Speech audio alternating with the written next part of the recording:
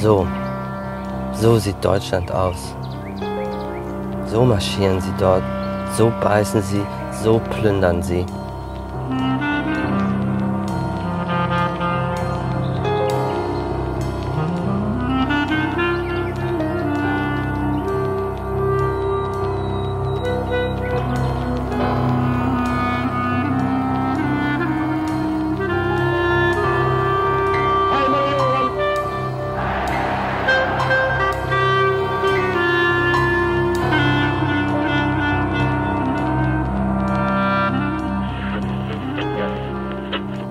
Urgent, Rio de Janeiro. 3 young fascists destroy the painting Namoro Sentimental by the German artist Wilhelm Wöller during the exhibition Art Condemned by the Third Reich at Galleria Askenazi on Rua Senador Dantas in the city centre. Other artists considered degenerate also had works in the show.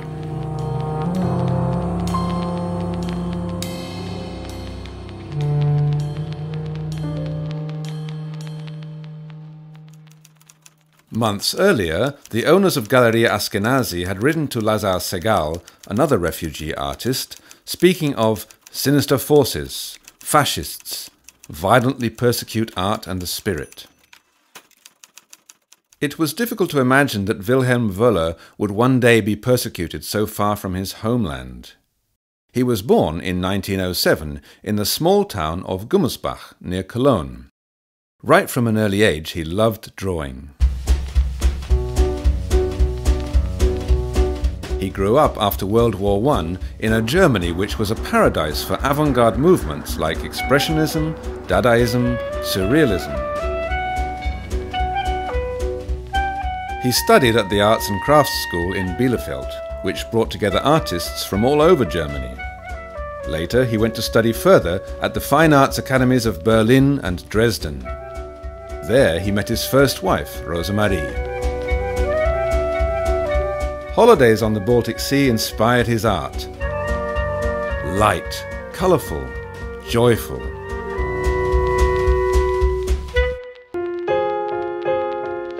In 1931 his daughter Christa was born, and in 1932 his son Friedemann. The following year Hitler came to power in Germany. He labelled modern art as degenerate and sick. In 1936, Wöller is personally affected by this violence. The Gestapo closes down an exhibition at the Ferdinand Möller Gallery with 14 of his watercolours 20 minutes after its opening. He can no longer make a living painting. Like so many artists, Wöller tries to flee. He succeeds in escaping to Brazil in 1938. The abundance, colours and forms of the new country fascinate him. In order to make a living, he works as art director for film companies.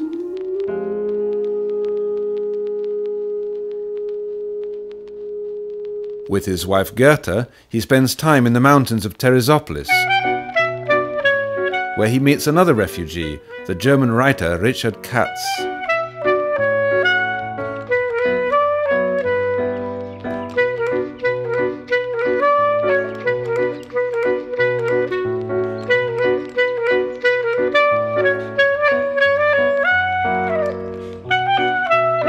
In his book, Encounters in Rio, Katz recalls the conversations between them about the pain of being so far from home and the suffering caused by the destruction of war. The writer was so impressed by Wöller that he included him in his novel. He is the character Lenz.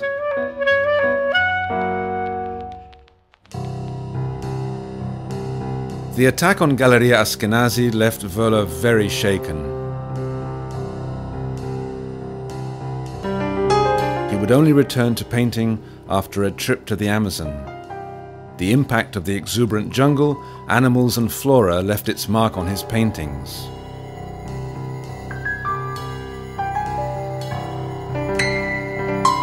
In 1948, the Ministry of Education and Culture sponsored another exhibition in Rio with 44 gouache. But Wöller decides to change country again. He goes to the United States and manages to get a job at CBS as set designer. he meets his third wife, Dorothy. In the United States, he goes through a mystic phase and paints several crucifixions.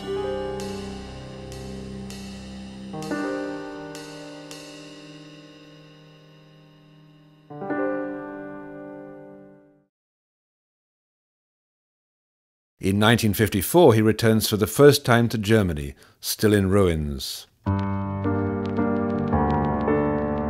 On 10th of December that year, he dies of a heart attack in New York, aged only 47. The New York Times paid tribute to this great artist, who remained unknown to the wider public due to the injustices of history. Wilhelm Wöller is buried at Long Island Cemetery. His last wife organized a posthumous exhibition for him at Greer Gallery in New York. The Brazilian collector Felipe Junqueira bought almost all of his works in 1978. He organized an exhibition at the São Paulo Museum of Art and published a catalogue.